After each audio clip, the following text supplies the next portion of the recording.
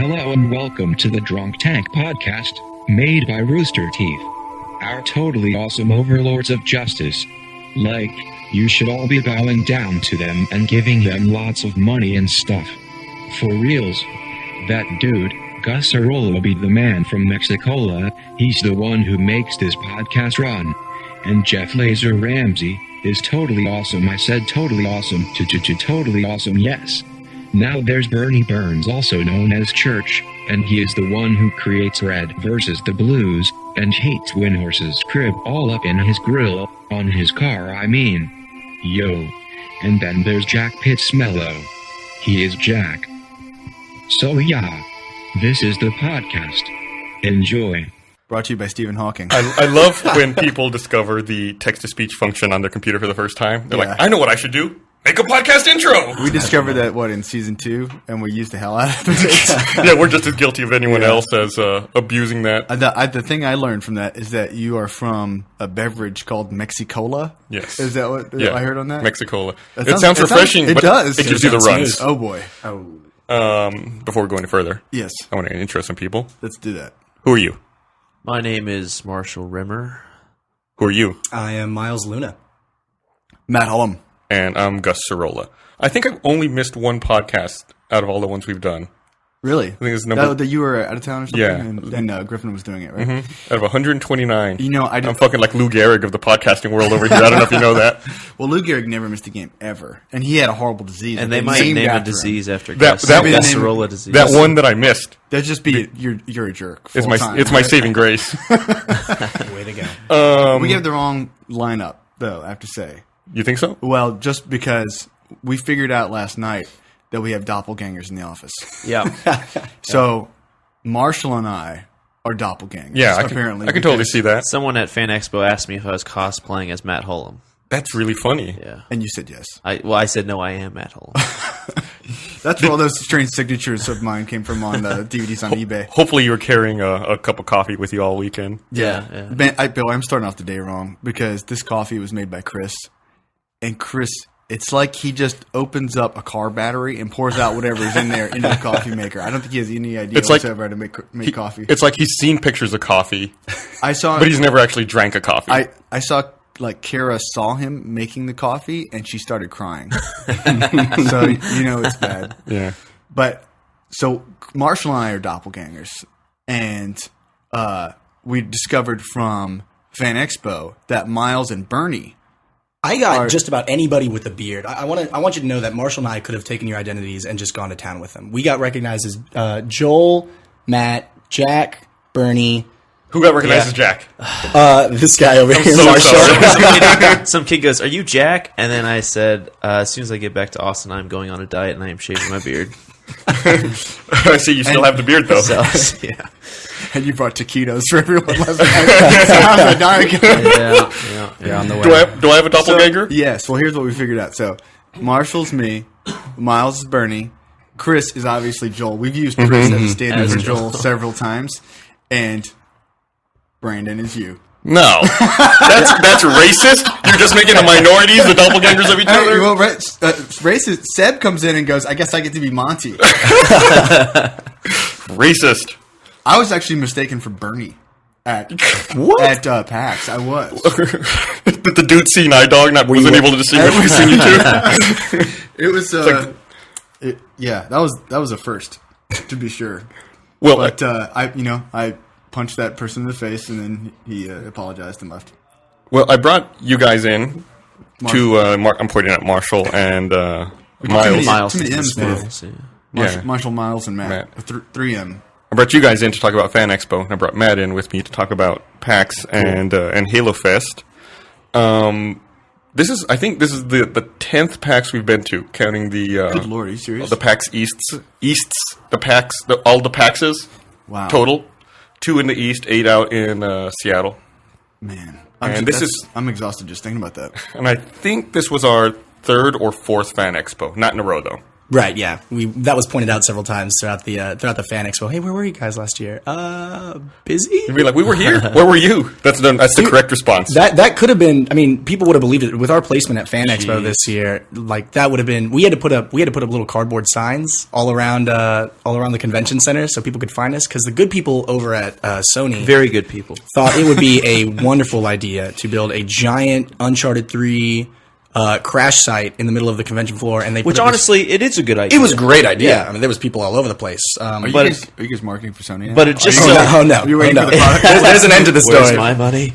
It just so happened that they erected a giant wall Enormous directly in front of our booth, like I don't know, 2.5 stories high, 3 stories high, and we were the only booth set up in that little row. Mm-hmm. So it was like this dark alleyway. Like there were little, British kids wearing hoodies, like just waiting to like rob people, and. The guy that was setting up the Sony thing was like, "Oh, guys, we're so sorry. We thought we were going to be up against a wall, so we had this giant backdrop. We apologize. We'll give you some free games." Never saw the free games. Oh yeah, Free games. Did you get like the original Crash Bandicoot for the PS1 or something? Hey, we had these in the trunk of our car. And it's a little scratch. me being the nice guy I am, I'm like, okay, whatever. guy. Sorry, that's whatever. That's fine. And then they start putting up this giant PlayStation logo on the back of their wall. And I'm like, well, okay, wait a second. You said you're going to be against a wall, right? Well, yeah. Okay, so you guys were planning to advertise against the wall? Like, it makes no sense. They were going to market to the wall. Yeah, they were going to market to the wall. It was a business to wall Terrible. event, Oh god. making those we those didn't- important contacts. We didn't have much better placement at PAX. No, we didn't have a giant wall, but we had We had a wall of booth babes. we had an energy drink company right across from us, and they were wearing really short dresses. I don't know what to call them, and they had a Barker. I want to say They were like the there's always a cartoon character like, Yogi Bear or somebody who's like doesn't have pants. It's like they were those cartoon characters. Yeah. Their dresses ended at the collar, like Yogi Bear's collar with his tie. Your wall sounds way better than our wall. But the problem is that was great and all, but they had a Barker who was like this over the hill, juiced up steroid guy who had like giant biceps and triceps and looked like he could crush a can, but he also had like this big gut as well. And he had like a microphone and a loudspeaker, and the loudspeaker, like this amp was pointed directly at our booth, like where we were sitting, and he was, doing that stupid like radio voice, like, "Come to our booth, we have the hottest girls in the event, blah, blah, Great blah." radio voice. Monday, hot babes. You should do it. You're pretty good at it. Oh yeah. Well, Marshall and I could have a morning show. Yeah. I think We just need a whole bunch of really bad like sound effects. KJ 99.9. Marshall and Miles in the morning. coming at you live. Double M's. Hey, you Oh, this is an awful show. don't even need real words. You just Yeah, no, you just like Just make noises. noises, and then like you need the classic like the Brian record from player. Family Guy, I think, slides in there. Pretty Right, good. yeah, Brian.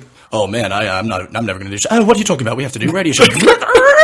Game over, man. Just start quoting like random movie lines that maybe make sense. I want to know who was the first guy that came up with that. Like, guys, we need to bring in some more listeners. This is Do you, genius. Do you think he'll admit to anyone that he's the guy who came up with that at this point? I think that's all he's got. I He's think like that's all he's driving down the road. He's like, I invented that. I did that first. That annoying 20-second intro that everyone hates? That was me. 20 second. You're being kind. It's like fucking 90 second. I need to find your radio station.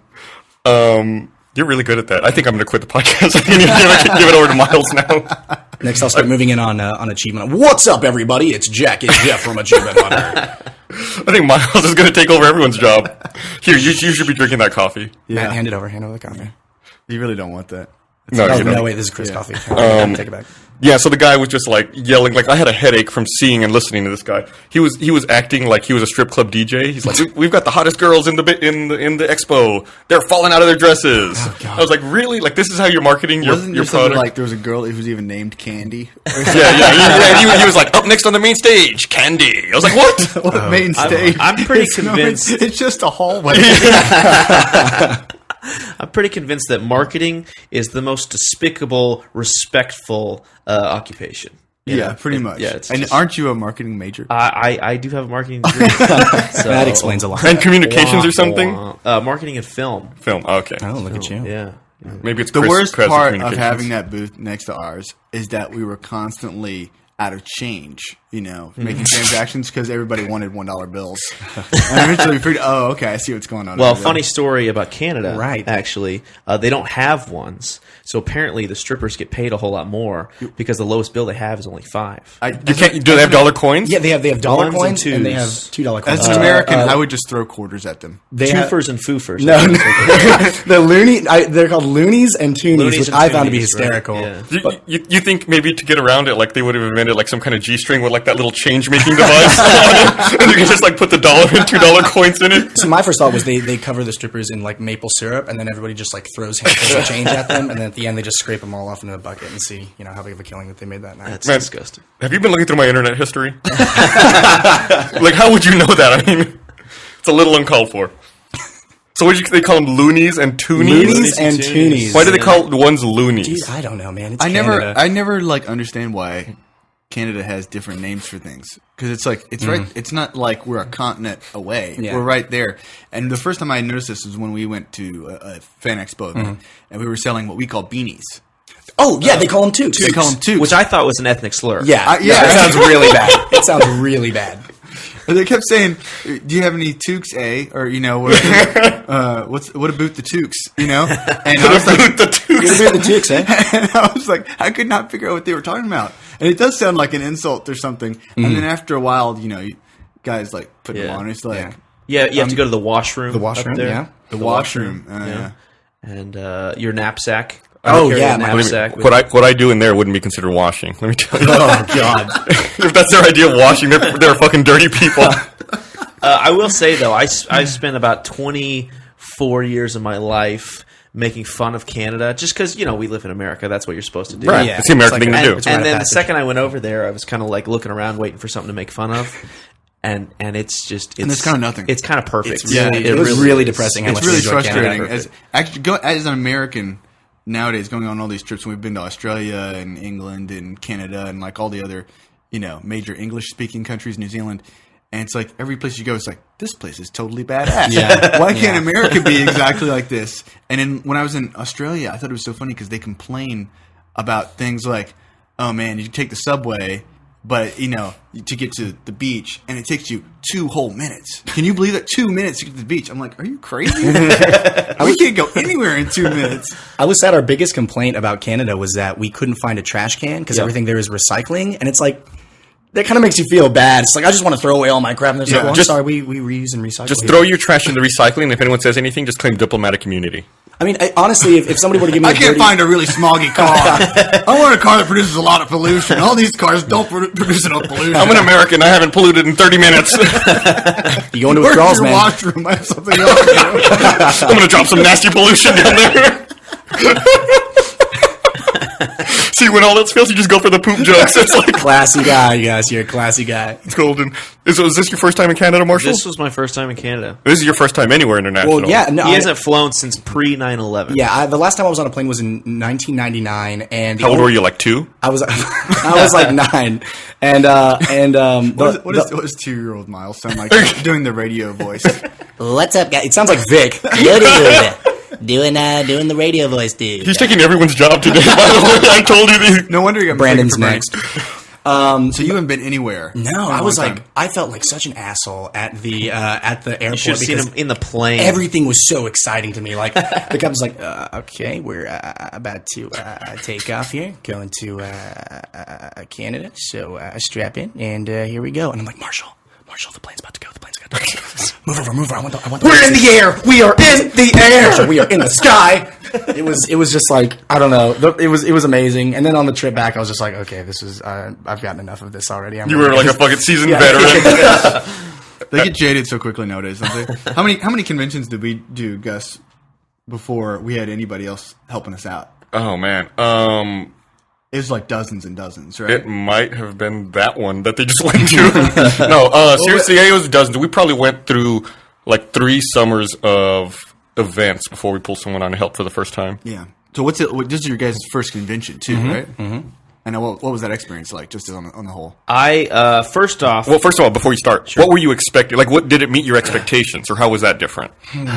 okay, well, Fan Expo was cool because there's like 5 different categories of things up there. Yeah. So it's not the types of people there and the types of booth are not all the same. Yeah. So I feel like if I were at, many other conventions, after like half a day, I'd be like, okay, I kind of get it, But this was really cool. You can walk around and there's just like all sorts of crazy anything you can imagine. Yeah, Because they have like a sci-fi, Sci-fi, comics anime, section. comics, Gaming. Horror was the weird one. I thought that was that one seemed kind of out of place with all the other ones. Yeah. It was like, oh yeah, internet games, oh yeah, anime, and then it was like, here's some zombies and like bloody stuff and really creepy statues. Yeah, it was pretty much what I expected. A lot of awesome cosplay and Really, there was a lot of cosplay there? there was a lot of cosplay. There was a Paper Mario, which there was fantastic. Paper Mario and Paper Princess Peach. It was just cardboard cutouts that they walked behind. I thought that was clever. That's really funny. And what else did we see? We saw. What was your favorite thing that you saw? I think because I didn't expect to see it at all. It was Jesus with a rocket launcher. It was just like that. It wasn't fun. It was just Jesus with a rocket launcher. There was no context for it? No, he just walked around just going, "Peace be with you, man," with an enormous 8-foot rocket launcher in his hands. The favorite thing that I saw was actually at the Just Dance booth. Miles, do you care to elaborate? What on about the Just Dance booth? There was a certain young gentleman there who showed off some dance moves for about 4 minutes straight by himself, as all the ladies watched on. Wait, we didn't, Sounds like a jerk. We didn't send Chris up there? how did that happen? Okay, so we were talking about how PlayStation had this huge, enormous wall in front of us, and no one could find us. And before we had the brilliant idea just to put up cardboard signs, we were sitting around thinking okay, well, What do people like? yeah, how can we get people's attention? And we had been listening to the same 3 songs over and over again at the Just Dance booth, and I kind of half jokingly, I was like, hey, we should totally send someone over there decked out in RVB gear and just have them dance and then just shamelessly plug the booth. And I was like, yeah, that sounds great. Do it, man. And I was like, so that's how I ended up on the Just Dance stage. You thought you were Up next on the main stage, Miles. Miles, give it up for Miles. He was loonies and toofies. Throw your toots at us, fellas. I see what it was I went over to the booth babes and I asked them, I was like, hey, so is it cool? Are you guys still doing dances? And they're like, well, we've pretty much done all we want to do today, but we are trying out this new dance mode called Created Dance. And essentially it's the rules are, it's you dance a few moves and then another team comes in and tries to copy your moves. And I was like, oh, okay, well, yeah, I could do that. And so I put on a red versus blue hat and went over there and I had my RVB Converse on. And you thought it was going to be just for a chorus. yeah, I thought it was going to be like horse or something. I do a few moves and then they come in and they do a few moves. And right before they started up, I was like, okay, so when does the other team come on? They're like, when you're done dancing. I'm like, yeah, I know, but I mean, is it 2 counts? Is what? They go, no, you have to dance the whole song and then you come in. So you had to make up a dance for the entire song? I had to make up a 4-minute Yeah. long dance, Yeah. and I knew maybe okay. So here's the thing: the song I danced to was that Party Rock Anthem by LMFAO that's always on the radio. I have maybe 5 dance moves in my arsenal of dance moves that would be considered appropriate for that song, and only one of them's good. The Roger Rabbit? The Running Man. Okay. The Running Man. And so I knew maybe 15 to 30 seconds of material, and the rest of it I just had to make up on the spot. And I've never been more scared to be judged by a room full of cosplayers, and it was just it was horrifying, but it was a lot of fun. And Let's go to the videotape. oh god, it's all over the internet. Best, Yeah, we the got best it. dance move though was there was one part where he's dancing around, he's jumping up and down. He grabs his hat and he tosses it to this little kid on the side. Nice. And It was then- adorable. It was adorable. It was adorable. But then 5 seconds later, he's like, "Give me back my hat." No, the kid. kid. Give me back my hat. No, I was the kid was Come on, give me my hat. That is not true. And so That is he's, not he's true. reaching over, The kid trying was to grab the asking hat. if I wanted my hat back, and I was like, "Sure, adorable kid." I thought it was going to be like that Coke commercial where he's like, "Hey, kid." But catch." we're only hearing the song, so it just looks like he's trying to take his hat back from this kid. This kid tosses back his hat. So the girls that are dancing after him were extremely cute. So they're dancing, they're doing all their moves, and then it comes to the part of the song where they toss their hat, and then they're doing this dance move that they're trying to get the hat back, but they're trying to make it into a dance It move was of really some good. sort, and it was really bizarre and strange. It was fun.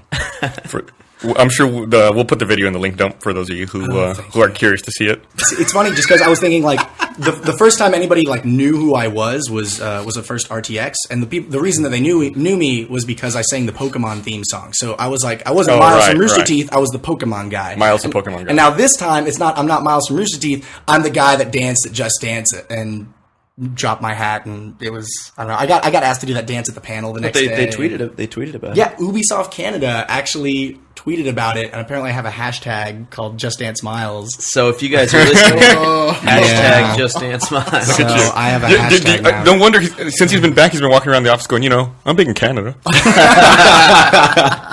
That explains it. I understand now. I guess I think we skipped a step here. We didn't actually tell people what those guys do here at the company. Oh yeah, Clearly we just That's okay, because when we were doing ourselves. Q&As, they didn't understand either. To be honest, I'm looking forward to finding out myself. That's really why I'm asking. I was hoping to find out. It's like when you meet someone you don't remember, you introduce them to your friend, and you find out their name like that. You my remember God, I so pulled and that so. move. Yeah, I'm introducing them to the audience, Yeah. and I'll remember them. So What do you guys do here? I have been doing live action shorts and such for. I'm almost coming up on a year now, actually, guys. yeah. So Well, if we go back to before you were full time, you that's probably true. are a year, That's right? true. Yeah. So I do a bunch of the camera work and the lighting and kind of the aesthetics of a bunch of that stuff. Work a little bit on the reds and the blues, but not excessively. And that's pretty much it. When we did video podcasts, you were also our cinematographer. I was heading up the video podcast. Good job. I do a lot of the machinima for Red vs. Blue, so I work a lot with Carrie and Brandon and Bernie. And I do a lot of like the post-production stuff, like editing and taking the dialogue. And I'll sit in on the occasional writers meeting. And then it's pretty much anything that anybody wants me to do. I have like a million bosses in this building. Oh, I write some too. Yeah. I Yeah, you do that as write. well, so Yeah, you write. I write. Shit, I wasn't paying But attention. do you dance? I don't. Point Luna. So yeah. And you, Matt, I'm looking at Matt now. Yeah. You came up to PAX just for a day for our table read. This was the most exhausting trip for me. Because you've been like at work nonstop. We've been working like pretty much around the clock. And if you saw episode 10 of Red vs. Blue, you know why. Everyone's been working around the clock. And so on Saturday night, Joel and I got on a flight to Seattle for PAX. We had to be there on Sunday for a table read that we were doing at Halo Fest. We were reading, doing a live stage reading of a new Red vs. Blue series that we're doing for Waypoint. That was a very cool experience, which we can talk about more. But we get on this flight, Saturday night after we'd been working all day, and we're both kind of destroyed already. And then we had problems with the flight, and had problems when we got there. We didn't have a rental car or anything, and we got a Hertz's long line. The guy gets up there, is like, have you seen, the Honey Badger video? Yeah. Honey Badger don't this? care. Honey Badger's like, ooh, that's nasty. That guy, he was like the guy from that video. It's like, God. what kind of car do you want? And we're like, whatever. He's like, Toyota Camry. And we're like, yeah, Toyota Camry, that's fine. No, Camry's nasty. You don't want no Camry. And I was like, okay, well, whatever, man. Jeep Patriot. I got a Jeep Patriot. And he's like, I don't got no Jeep Patriot. And it's like, it was like 40 minutes just to get that. Finally, we get that. We get away. We got to the hotel. That was okay. And then the next day was like just nonstop because we had our usual location of the booth at PAX, but then we also had Halo Fest that we had to go to. So we were running back and forth, and it seemed like no matter where we were, there were people coming up going, "Hey, I was waiting for you for an hour." At the other place, it was like, Yeah, "I've been for a here." while we had like a table read, and then we were like signing at Halo Fest and signing at our booth. Yeah. At PAX proper at the same time. So we had like two lines of people going on, and people would get in one line and be like, "Oh, I thought Bernie was here." No, Bernie's at the other place. You got to go over there across the Yeah. street.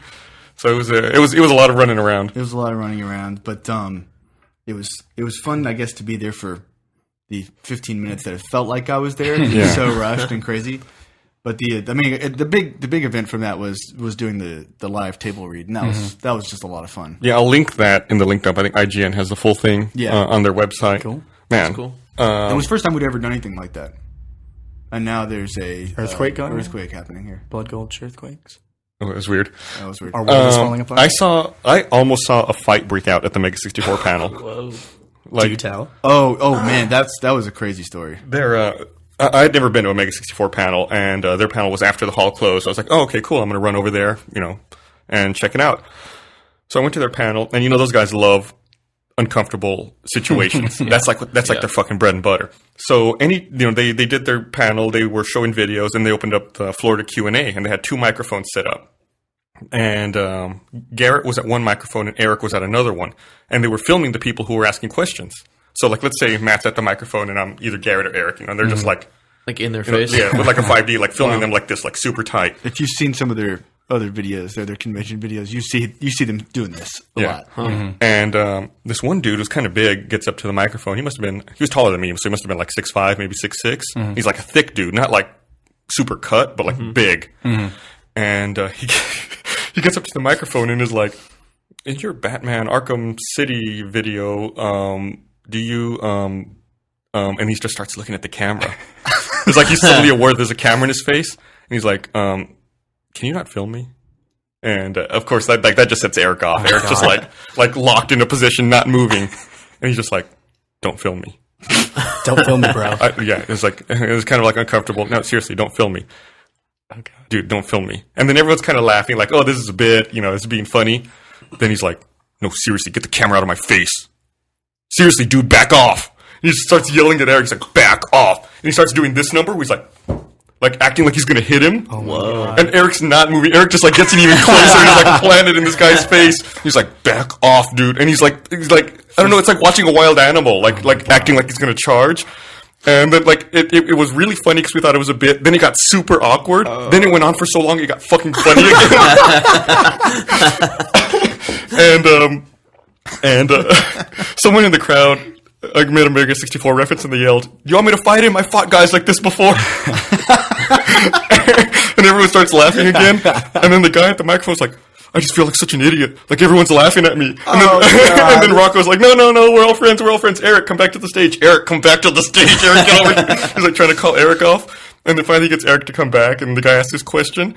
And they answer his question. He goes back down to his seat. And I couldn't see him because he was seated behind me, but some of Carrie's friends were seated by this guy. They said that he sat down, and then just all of a sudden we like started flailing his fists around and having like a little tantrum, then got up and left the hall. Oh, God. It was so fucking uncomfortable. Those guys aren't big on boundaries. No. That's one thing I've noticed with them. It was awesome. Well, probably the best panel I've ever been to. Oh, man. And I had a weird experience at the airport, too, in Dallas. Like, you flying out of Austin, you got to connect somewhere, no matter where you go. Jeez. And I went up to... We connected in Dallas. I was kind of hungry, so I grabbed something to eat. And I sat down, and I was sitting with Michael and Carrie. And we was kind of like a long shared bench that a bunch of tables were pushed up against. So I was sitting down, and there was a woman sitting next to me, but she was at a different table. So she's sitting there with her husband or whatever. And I can see our gate off to my left.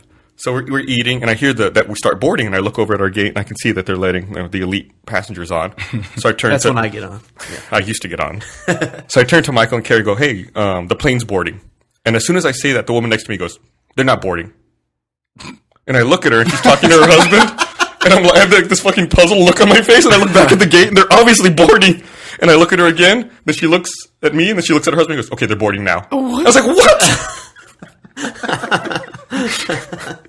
It was just so fucking weird. It's like she butted into my conversation to give misinformation for no reason, and then instantly corrected herself. That's Dallas. That's Dallas. Speaking of uncomfortable situations. Well, my most uncomfortable situation as far as flying was that Bernie stole the last first class seat, which is so Bernie. We're like, it's like just. We're totally destroyed, and it's super late. And is this coming back from PAX? This is coming back. They have red eye, And the plane was late taking off for whatever reason. Yeah, you all took off like at midnight. We took off at midnight, By the way, like you try to sleep on the plane because we're back at work Monday morning. Fly overnight. Yeah, you fly out of Seattle like at midnight, come back to Austin like at 7 a.m. or whatever. With the time change, it's 7 a.m. when you get back. So, so Joel and I were like, had come in one car and Bernie came in another, and we hadn't seen him, and we were like just kind of dragging ourselves to the gate and just kind of like laying there trying to stay awake. And they'd made that like announcement, like, we're not releasing any more seats right now, but we'll let you know when we are. We're like, okay, got to stay awake, see if we can upgrade to first class, so we can get a few hours of sleep before we're back at work. And And I was like, have you seen Burn? No, I guess he's not here yet or whatever. It's like, well, good thing the plane's late. And of course, I'm trying to keep my eyes open and I drift off. And then I hear on the intercom. I'm like, what is that sound? Is something I gotta wake up. And I wake up and I just see this blur go right past me. And I'm like, what was that? Was it a tornado? What's going on? And I look up, and Bernie is the first in line, getting the first class seat. And it's like, oh, there was only one left. Sorry, guys. And he walks off. So he's all comfy in first class. And I got stuck next to some guy who was all elbows, back in coach. I get no sleep. And I get back here and come into work. And Bernie comes in, he's all stretching, whoa, that was a good nap. He's like, oh man, I think I'm gonna hit the hay for a few more hours, and you can just take care of everything. I'll see you later. Nice. So yeah, I've given up on the red eye precisely for that reason. You think I'll be able to sleep, I'll get back in, I'll start working. It you never do. No, you never do. It's so fucking tough. You're just like a zombie. You are less than half a person the day you come back. I'm already less than half a person. So you're like a quarter person. Yeah. Yeah, it was a whirlwind trip for you. It was a whirlwind trip. I got sat next to some interesting characters on the flights there and back. On the way there, I ended up sitting next to a guy who turned out to be the lead singer of the Spinners, which is they're some old school from the Platters and all that kind of era. Yeah, Boogie Wonderland type kind of stuff. And we kind of started talking while we were coming into Canada, and he told me, he's like, oh yeah, I'm from Spinners. And you could tell, he kept telling me, he's like, trust me, we're a big deal. And I was like, okay, cool. He's a really nice guy. But he had to interrupt every story with, and you've probably, I'm sure you've heard our songs, but, cause we're pretty big. And I was like, okay, yeah, sure, dude, sure. And then so he was like, so what do you want to do, kid? I was like, well, I make funny videos for the internet. And he was like, oh, that's cool, man. That's cool. I was like, yeah, I'm studying film. I'm in my last semester of college at UT. He goes, oh, okay. So you're doing film. Oh, okay. So you want to be like a director? I'm like, well, no, not really. I'm pretty happy with what I'm doing right now. It's like, all right, but you're going to be getting Academy Awards one day. I'm like, a lot of people, yeah, they kind of want to do that. But for me, not really. And then he proceeded to talk to me for the next 20 minutes about what I need to do in order to get an Academy Award. Well, I hope you listen. From firsthand experience, because he's kind of a big deal. He's pretty big. You've probably heard of him. But no, he was a really, really nice guy. And then on the plane right back, I thought I was going to get a seat to myself, and then they sat he looked like a pilot of one of the other planes. He was just coming into Austin, and he just leans over. He's like, "Hey, man, if you could just give me the window seat, I'm just gonna crash out. I'm gonna be straight up honest with you." I'm like, sure. I guess I'm trying to be polite and stuff. And he then takes up as much elbow room and all the things as possible. Did you trade a middle seat for a window seat? I wanted the window seat because I wanted to lean against the window and just fall asleep. I was exhausted. But you had a window seat. I had a window seat. And you gave it to him. What seat did you get when you gave him the window seat? Aisle seat, I guess. There's only two seats. Oh, okay. Yeah. I thought if you traded for a middle, you're a fucking idiot. No. It was a really small plane. Okay. It's nothing against these flight people. They do great work. They get us places. Mm-hmm. But I same thing. I sat next to a flight attendant who was, I guess flying over for whatever reason, and she is texting and playing on her iPad the entire time. Yeah. While it's please turn off electronic devices. And I'm sitting there and I'm trying to give her eyes, but I don't want to come off as that guy, Mm-hmm. And it was just uncomfortable because it's hey, you're the one making the rules, right? Yeah. What's going on? When I was taxiing on my flight leaving Seattle, we were taxiing, moving, getting ready to take off. I heard a phone ring and it had that classic ring sound, the bells, the ring, mm-hmm. What you expect. And I was like, what the fuck? Come on. That's just insulting. The pilot though, he really had me a little concerned when we were coming back in because there was a bit of turbulence. There was a bit of turbulence. I wasn't really I didn't mind flying. It gave me a bit of a headache, but I wasn't oh god, we're gonna die every time the plane shakes. But what he kept doing was once he woke up, we were coming into Austin and we were hitting turbulence, and every time we would do that, he would kind of lean out and he would look out the plane and we could see the wing, and it looked like he was just inspecting the wing. And every now and then he would give this it wasn't a very reassuring look. He'd kind of shake his head and just be this doesn't look good. This doesn't look good. We get a lot of turbulence coming into the Austin airport just because it's so hot during summer, and then you get the hot air rising, and it creates a lot of turbulence when you come in for a landing. One time, I was seated at the window. I think I've told the story on the podcast before. Jeff and I had an early morning flight out of South Carolina coming back to Texas, and we looked out at the window before we took off, and it looked like the wing had gaffers and electrical tape around it, around the whole thing, holding it in place. God. And it was just one of those things where you're just so tired, you're fuck it. But yeah, we've all definitely been there. I wanted to say something else. I know last week when I posted the podcast on the front page, I asked people if they prefer longer or shorter format, because we've been kind of playing with doing something a little shorter. And that, I don't know if you saw that news post, had over 1,200 comments on it. Jeez, really? Overwhelmingly, people want the longer one. So what does that mean? We're stuck here for... It means we're doing it. It means we're doing a short one. We'll return to longer form in a couple weeks. We'll probably have a short. We're definitely gonna have a short one this week. We'll probably have a short one next week, but the week after that, we'll most likely return to the long hour-and-a-half format. I'm really surprised. I thought reducing the length of time would make it more accessible, and people would like that more. Yeah. People hate it. It's kind of like for film. It's like 3-minute videos, 5-minute videos are great. 2-hour-long videos are great. You know, we call them movies. Anywhere in between, In the biz. it's just like, what do you do with a 40-minute movie? Yeah. You know. Get out of here, asshole. That's what the Spinners guy says to them. Get out of here, asshole. You know what you're doing. Go make an Academy Award. Man, You know, the con thing, that reminds me, and I know we've probably talked about this in the past too, but I don't know how much of this, a taste of this you guys got at your first con, but it's always such a funny experience to see all these older stars who are, I don't want to say has-beens, you know, but they're just like not in the limelight currently, Yeah. so they have time to go to a lot of conventions, you know, and you know, I mean, we're there too, so I mean, it's not like it's not like it's a negative. not an insult. It's not negative, but like I remember one of the first times we were at Comic-Con, we had an autograph signing table, and the cast from Superman 2 was at the autograph. So they were using the table before us, and I was like, wow, first I was like, wow, that's really cool. But then like they wouldn't leave, you know, and we had this big line that was waiting for us, and we had I had to get back someplace. Everybody had stuff to do, and it's like, man, they just weren't they weren't going.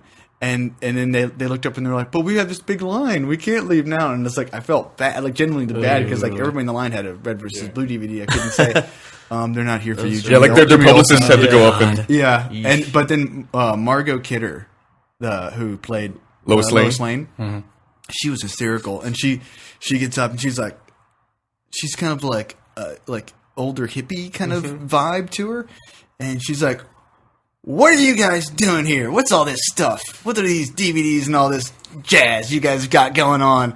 And we're like, oh, you know, we just did this little web show, and you know, we're just here at Comic-Con for the first time. It's kind of fun. She's like, that's great.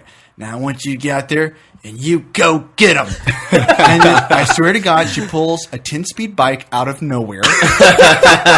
She gets on it, rings the bell, bring, bring, and rides away through the convention center, through Comic-Con. Yeah. The only way it would have been more perfect is if she was like chomping on a giant cigar at the same time.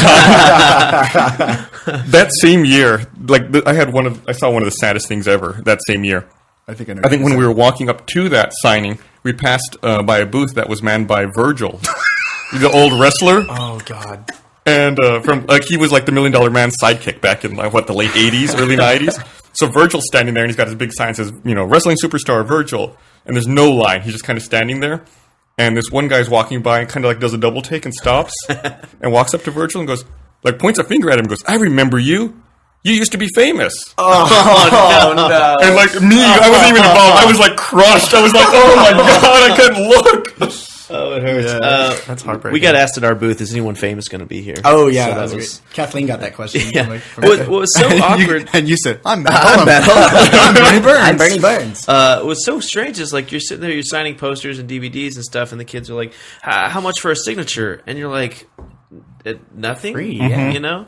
And then they're like, "Oh, I just spent $80 getting William Shatner's signature," and you're like, "What? It's a pen on a paper, like $80, like." I feel really guilty charging for my signature anyway. I couldn't do that. I started playing a fun game. Even this if I year. was what accomplished, the- I would feel bad. The other part of that story is that it just shows like the niceness of Canadians and people in Toronto, because that's what I remember from being there. It's like everybody's super nice. Like they ask you, do I need to pay for your? There's people autograph? that gave us change back that we forgot to ask for change and stuff like Yeah, that. like yeah. they're, You know, they're incredibly nice. They're Yeah. incredibly nice. And then like the worst cons you go to, like they say nothing other than, "Where's your free stuff? What can I have that's free? Just give Yeah. me free stuff." Wow. You know.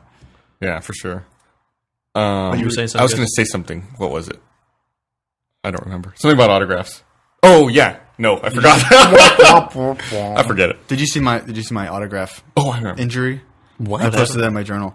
So I was so busy like signing and opening DVDs or whatever and shaking hands and stuff. I have like an actual injury. I got a blister on my thumb. Wow. I've never had that before. Wow, that's crazy. Yeah. I remember what I was going to say.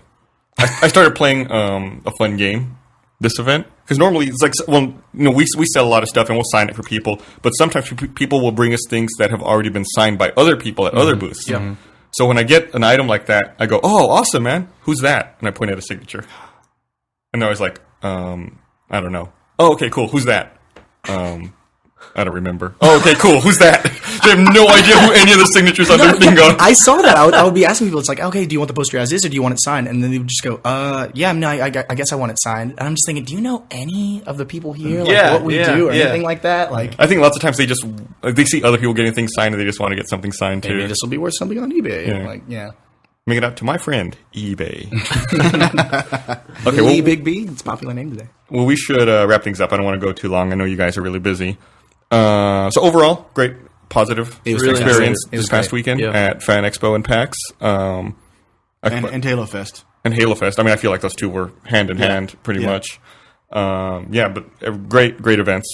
Yeah. I'm sure we'll be talking more about it in the We'll future. link the table read and some of the other videos we mentioned. Miles, Just Dance Miles. Just dance. I'm never going to be able to get away from that. We ever. made some silly behind the scenes. Just- Oh, yeah, we have some videos great as videos well. from our hotel. At least you weren't in a blonde wig with like a tied off shirt That's a good point. and short shorts. Well, hey, At least- I'm at still least- just getting started here, so there's still a lot of time left. I was just glad for you that the hashtag wasn't just give me my goddamn hat back. Miles.